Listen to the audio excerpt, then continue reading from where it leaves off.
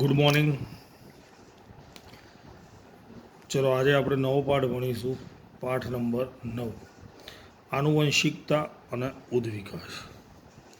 પહેલાં તો બોર્ડની એક્ઝામમાં આ પાઠ કેટલા માર્ક્સમાં પૂછાય? ટોટલ કેટલા માર્ક્સમાં પૂછાય? 5 માર્ક્સમાં. સેક્શન એની અંદર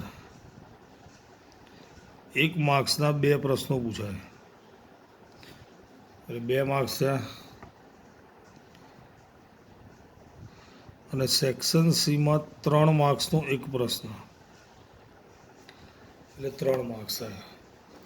સેક્શન સીમાં જે ક્વેશ્ચન પૂછાશે એની અથવામાં આ જ પાઠનો બીજો એક પ્રશ્ન પણ હશે, મતલબ આંતરિક વિકલ્પવાળો પ્રશ્ન છે. હવે આ ચેપ્ટરની અંદર પણ કેટલાક મુદ્દાઓ બાદ કરેલા છે, બરાબર. તો અહીંયા જે મુદ્દા આપણે પૂછાવાના છે એનો અભ્યાસ કરીશું. જેમ કે સૌથી પહેલું જ છે આનુવંશિકતા એટલે શું? પાઠનું જે નામ છે તે. આનુવંશિકતાનો મતલબ શું થશે? લક્ષણોનું એક પેઢીમાંથી બીજી પેઢીમાં વહન થવાની ક્રિયા. માતા અને પિતાના લક્ષણો એની પેઢીમાં જે વહન પામે એને શું કહીએ? આનુવંશિકતા. સરળ છે. જેમ કે અહીંયા ઉદાહરણ આપ્યું છે, ચકલીના ઈંડામાંથી ચકલીનું બચ્ચું જ ઉદ્ભવે. માનવ સ્ત્રી ફક્ત બાળકને જ જન્મ આપે. આને આનુવંશિકતા કહેવાય. એના જેવા જ લક્ષણો ધરાવતો નવો સજીવ ઉત્પન્ન થાય એને શું કહીશું? આનુવંશિકતા. ચલો, એના પછી પ્રશ્ન છે, પ્રજનન ક્રિયાનું સૌથી મહત્વપૂર્ણ પરિણામ કયું છે? તો પ્રજનનની ક્રિયા દ્વારા નવી નિર્માણ પામતી સંતતિના સજીવોની સમાન ડિઝાઇન કે બંધારણ. મતલબ ડિઝાઇન એટલે બ્લુ પ્રિન્ટ કહીએ છીએ, અને આપણે આગળના એક પાઠમાં ભણી ગયા છે. બ્લુ પ્રિન્ટનો મતલબ મનુષ્ય એક જાતિ છે, સમજો, તેની બ્લુ પ્રિન્ટ હોય.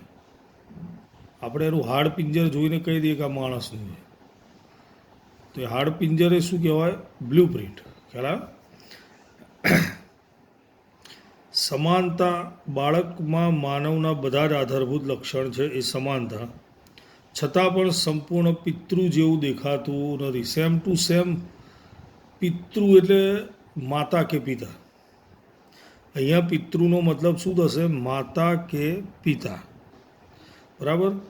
એટલે સમાનતા શું છે? તો કે એની બ્લુ પ્રિન્ટ એના જેવી જ હોય છે. કૂતરું હોય તો એ કૂતરાના બચ્ચાને જ જન્મ આપે, એમાં બિલાડીના બચ્ચાનો જન્મ થાય નહીં. સમજ પડી? એવી રીતે મનુષ્ય હોય તો એ મનુષ્યને જ જન્મ આપે. એટલે કે બ્લુ પ્રિન્ટ સરખી છે, એ સમાનતા છે. પણ સેમ ટુ સેમ એના જેવું જ હોતું નથી. એ શું કહેવાશે? ભિન્નતા. ખ્યાલ? ચલો, હવે આનુવંશિકતાના નિયમો કઈ બાબત પર આધારિત છે? પહેલું, દરેક લક્ષણ માતા અને પિતાના ડીએનએથી પ્રભાવિત હોઈ શકે. બાળકની અંદર જે લક્ષણ હોય એના માતા કે પિતાના ડીએનએ દ્વારા એને વારસામાં મળેલું હોય. પ્રત્યેક લક્ષણ માટે સંતતિમાં 2 વિકલ્પ છે. નર અને માદા સમાન પ્રમાણમાં આનુવંશિક પદાર્થોનું સ્થાનાંતર કરે છે. લક્ષણોની આનુવંશિકતાના નિયમો આ બાબત પર આધાર રાખે છે. આપણે જાણીએ છીએ, આગળ 8મા પાઠમાં ભણી ગયા હતા કે માનવ શરીરમાં 23 જોડ રંગસૂત્રો છે. દરેક કોષોની અંદર 23 જોડ હોય છે, એક કોષ સિવાય. કયો કોષ? તો કે નરની અંદર શુક્રકોષ, માદાની અંદર અંડકોષ. એની અંદર 23 જોડ હોતા નથી, ફક્ત 23 હોય છે. કેટલા હોય છે? 23. ફરીથી, પ્રજનન કોષોની અંદર 23 રંગસૂત્રો હોય છે, જ્યારે માનવ શરીરના બાકીના કોષોમાં 23 જોડ રંગસૂત્રો હોય છે. તો પ્રજનન કોષોમાં 23 રંગસૂત્રો છે. બંને પ્રજનન કોષો ભેગા થાય જેને ફલન કહીએ છીએ. ફલનમાંથી ફલિતાંડ, એમાંથી ભ્રૂણ, એમાંથી નવા સજીવનો જન્મ થાય છે. તો જે નવો સજીવ જન્મ્યો એની અંદર કેટલા રંગસૂત્રો હશે? 23 માદાના, 23 નરના. એની અંદર કેટલા હશે? 23 જોડ, એટલે કે 46. સમજ પડી? એટલે કે બંનેના લક્ષણો એને વારસામાં મળે છે. ખ્યાલ આવી ગયો? હવે આનુવંશિકતાના નિયમોમાં સૌથી વધારે યોગદાન મેન્ડલ, આ ડ લખવાનો હો, ડનો ટ થઈ જશે તો અર્થ બદલાઈ જશે. હવે એનો પ્રયોગ કરવા માટે એમણે વિરોધાભાસી લક્ષણ ધરાવતા વટાણાના છોડની પસંદગી કરી. વિરોધાભાસી લક્ષણો એટલે એવા છોડ લીધા જેની પર બીજ ગોળાકાર હોય, એકદમ ગોળ હોય. વટાણાના બીજ જોયા છે તમે, બરાબર? બીજા એવા લીધા જે ખરબચડા હોય. ઊંચો છોડ સામે બીજો લીધો નીચો છોડ. સફેદ ફૂલ સામે લીધા જાંબલી ફૂલ. વટાણાના છોડની પસંદગી કરી એમાંથી કેટલાક છોડ એવા લીધા જેના બીજ ગોળાકાર હોય, કેટલાક એવા લીધા જેના બીજ ખરબચડા હોય. બરાબર? હવે જ્યારે મેન્ડલે ઊંચા છોડ ને નીચા છોડ સાથે સંકરણ કરતા જોયું કે F1 પેઢીના બધા જ છોડ ઊંચા પ્રાપ્ત થયા.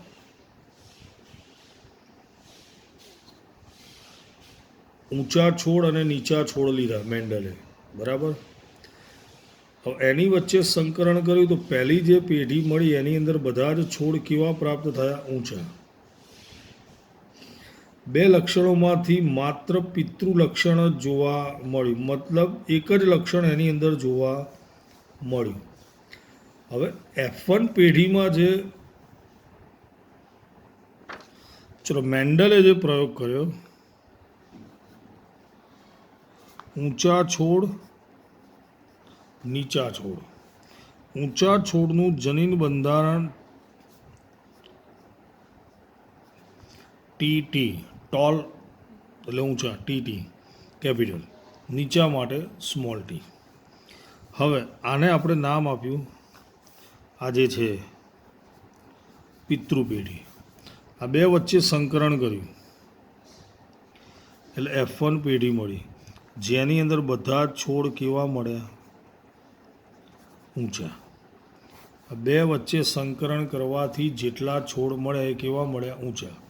કેવી રીતે જુઓ? પહેલાં આના બે ભાગ થઈ જશે, આના બે ભાગ થઈ જશે.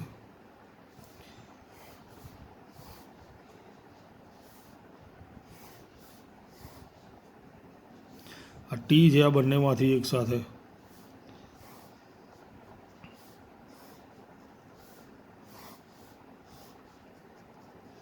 બધાનું બંધારણ કેવું છે? સરખું. બધા છોડ કેવા છે? ઊંચા. હવે આમાંથી કોઈ બે લઈએ, આ બે લઈએ, બરાબર? હવે એની વચ્ચે સંકરણ કરીએ. સમજણ પડે છે? પહેલાં આ ટી લઈએ, બંને સાથે આ રીતે બનશે. સ્મોલ ટી લઈએ,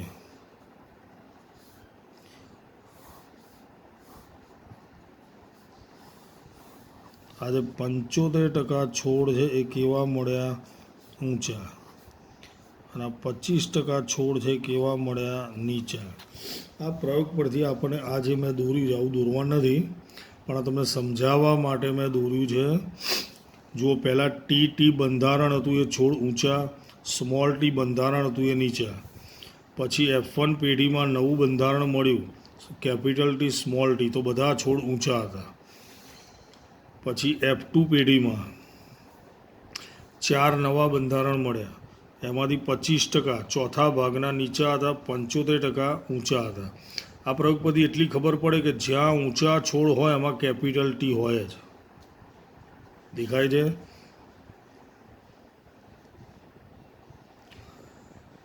એટલે ઊંચા છોડ માટે કયું જનીન બંધારણ જવાબદાર છે?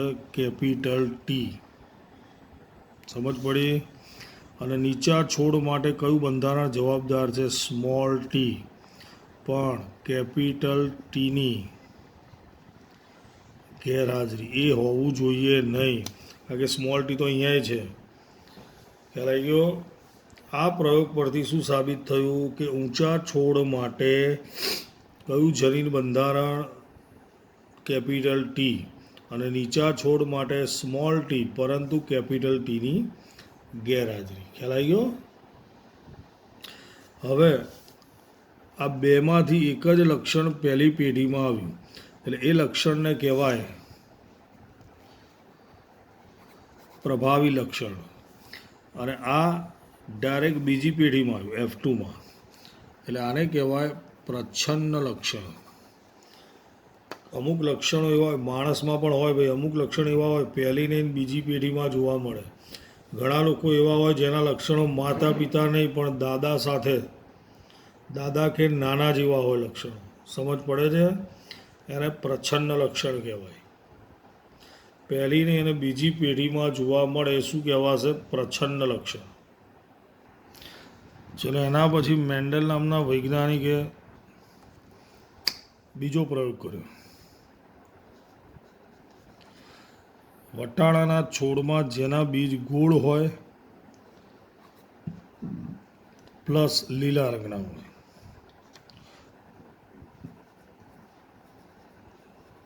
ખરબચડા હોય પ્લસ પીળા રંગના હોય. આવા બે પ્રકારના બીજ લીધા. ગોળ હોય એકદમ લીલા હોય, ખરબચડા હોય અને પીળા હોય. બરાબર?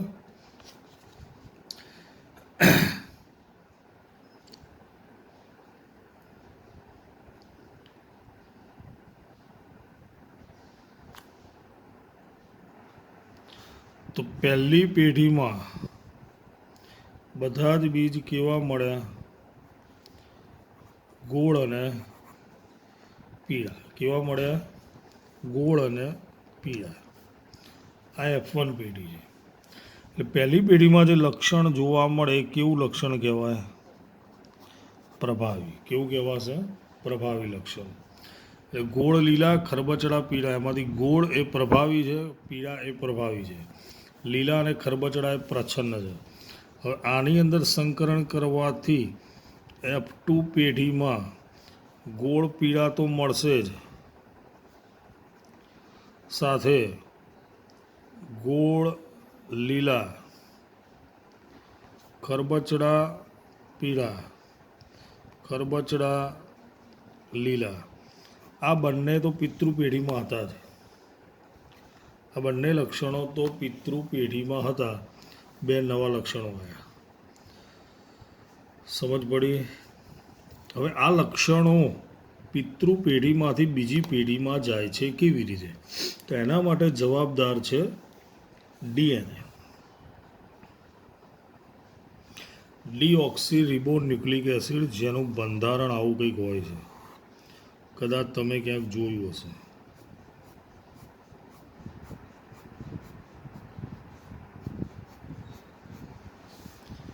આ DNA છે જેની પર જનીનો રહેલા છે. DNA રંગસૂત્રોની ઉપર રહેલું છે અને રંગસૂત્ર કોષ કેન્દ્રમાં રહેલા છે. કોષ કેન્દ્ર કોષમાં રહેલું છે. બહુ જ સૂક્ષ્મ હોય છે પણ એ લક્ષણો માટે જવાબદાર છે. કારણ કે ડીએ જો ભાઈ શરીરની અંદર, માનવ શરીર કે વનસ્પતિ, લક્ષણો હોય કોઈ પણ, એ લક્ષણો શેના પર આધારિત છે? પ્રોટીન પર. ચોક્કસ પ્રકારના પ્રોટીનનું સંશ્લેષણ થાય ત્યારે આ લક્ષણોનું વહન થાય. ચોક્કસ પ્રકારના પ્રોટીનનું સંશ્લેષણ થાય ત્યારે લક્ષણોનું વહન થાય. કોષમાં DNA પ્રોટીન સંશ્લેષણ માટે માહિતીનો સ્ત્રોત છે. જનીનો DNA પર ગોઠવાયેલા છે, જે પ્રોટીન માટેની સાંકેતિક ભાષા છે, જે લક્ષણોની અભિવ્યક્તિ કરે છે. વનસ્પતિમાં ઊંચાપણું મતલબ ઊંચા છોડ થવા માટે વૃદ્ધિ પ્રેરક અંતઃસ્ત્રાવો જવાબદાર છે. રાઈટ? વનસ્પતિની ઊંચાઈ માટે વૃદ્ધિ પ્રેરક અંતઃસ્ત્રાવો જવાબદાર છે. પણ એ વૃદ્ધિ પ્રેરક અંતઃસ્ત્રાવો વનસ્પતિમાં ક્યારે આવશે? જ્યારે એની અંદર ચોક્કસ પ્રકારના પ્રોટીનનું સંશ્લેષણ થશે. પ્રોટીનનું સંશ્લેષણ વધારે થશે તો વધારે અંતઃસ્ત્રાવ ઉત્પન્ન થશે, વનસ્પતિની ઊંચાઈ વધશે. પ્રોટીનનું સંશ્લેષણ ઓછું થશે તો ઓછા અંતઃસ્ત્રાવ ઉત્પન્ન થશે, ઊંચાઈ ઓછી થશે. ખ્યાલ આવી ગયો? ટૂંકમાં વનસ્પતિમાં ઊંચાપણા કે નીચાપણા માટે જવાબદાર કોણ છે? પ્રોટીન, અંતઃસ્રાવ. અને અંતઃસ્રાવ શેને આધારે ઉત્પન્ન થાય છે? પ્રોટીનને આધારે. દરેક સજીવની અંદર અલગ અલગ પ્રોટીન હોય. આપણા શરીરમાં જે પ્રોટીન હોય એ બીજા પ્રાણીઓમાં ના હોય.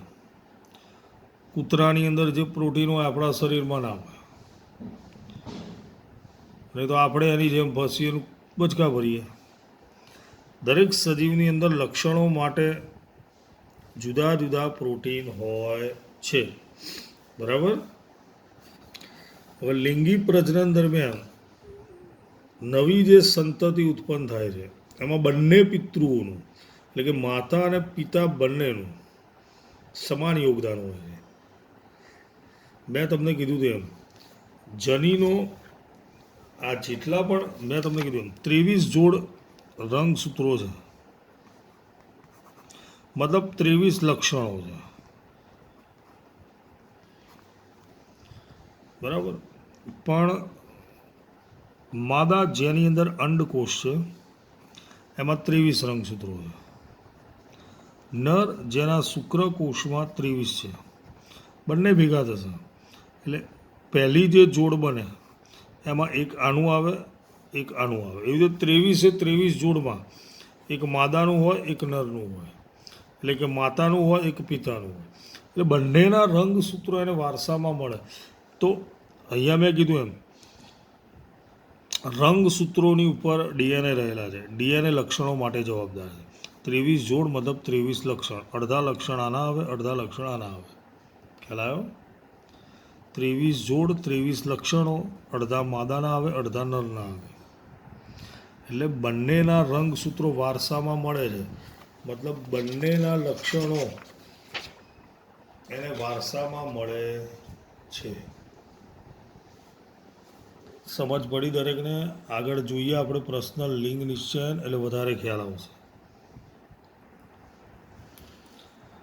મનુષ્યમાં લિંગ નિશ્ચયન પહેલાં લિંગ નિશ્ચયન એટલે શું?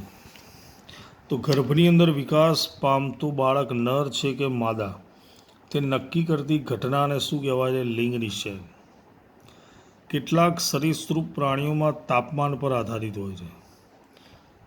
સરીસૃપ પ્રાણીઓ જે ઈંડા મૂકે ઈંડાના તાપમાન પર આધાર રાખે છે કે નર બનશે કે માદા બનશે. ઈંડાનું તાપમાન વધુ હોય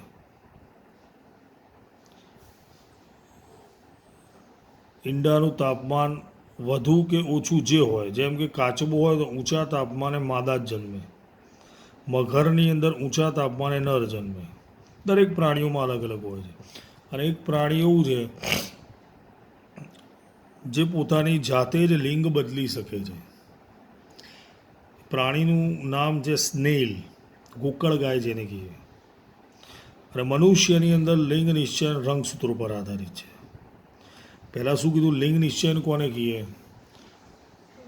જેનો જન્મ થઈ રહ્યો છે એ નર છે કે માદા તે જાણવા માટેની ક્રિયાને શું કહીએ છે? લિંગ નિશ્ચયન. બરાબર. સરીસૃપની અંદર તાપમાન પર આધારિત છે. કાચબામાં ઊંચા તાપમાને માદા, મગરમાં ઊંચા તાપમાને નર.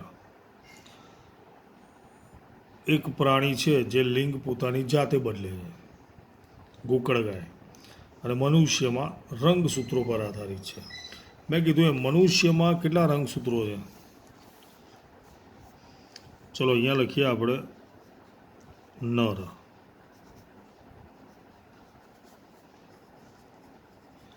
માદા. કેટલા રંગસૂત્રો? કે 23 જોડ. આમાં પણ કેટલા? 23 જોડ. મતલબ એક જોડમાં 2 હોય, ટોટલ 46. 23 જોડમાંથી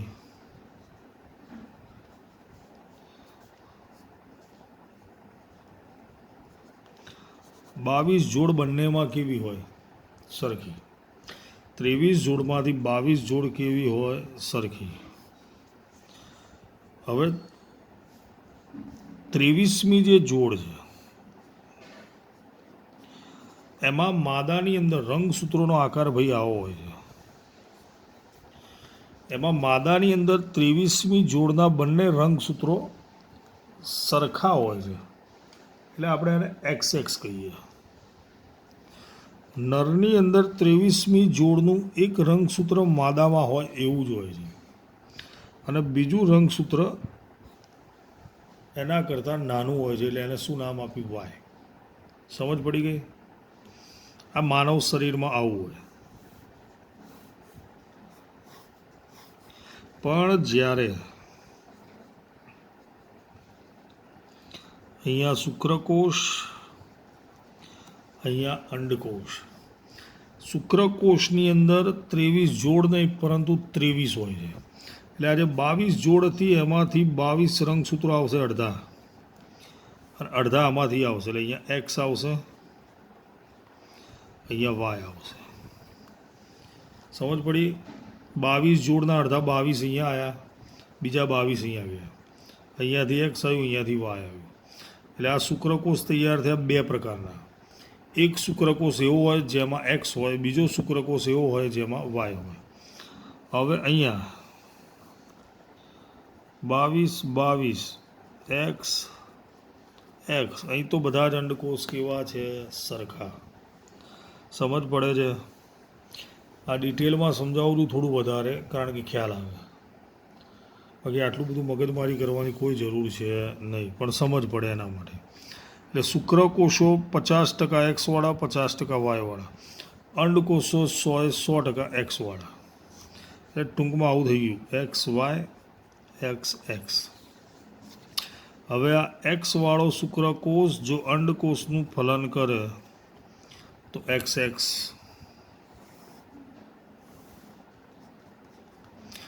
વાયવાળો શુક્રકોષ જો અંડકોષનું ફલન કરે,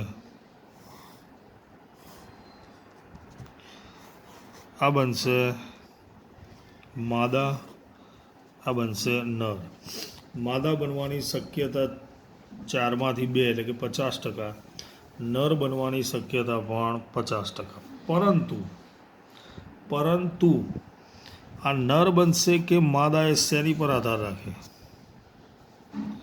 શુક્રકોષો પર, એટલે કે પુરુષ પર આધાર રાખે. શેની પર? પુરુષ પર આધાર રાખે છે. આવો પ્રશ્ન બોર્ડની એક્ઝામમાં પૂછાયેલો છે, MCQ.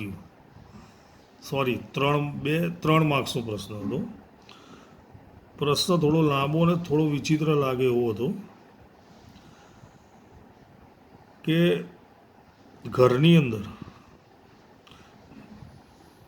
જે વહુ હોય એને 2 બાળકીઓ હતી, મતલબ છોકરીઓ હતી. હવે તે ગર્ભવતી છે, બરાબર? તો એના સાસુ સસરા એ હવે શું માગે છે? છોકરો. તો છોકરો જે એને આવશે એના માટે જવાબદાર કોણ રહેશે? માતા કે પિતા? તો એનો જવાબ શું આવશે? પિતા જવાબદાર છે. માતા તો કોઈ રીતે જવાબદાર નથી, કારણ કે જેટલા અંડકોષો છે બધા એક્સવાળા જ છે. શુક્રકોષ એક્સ અને વાય છે. જો વાય જોડાશે તો બાળક મતલબ છોકરો હશે, અને એક્સ જોડાશે તો છોકરી હશે. એટલે જવાબદાર કોણ છે? પિતા. ખ્યાલ આવી ગયો?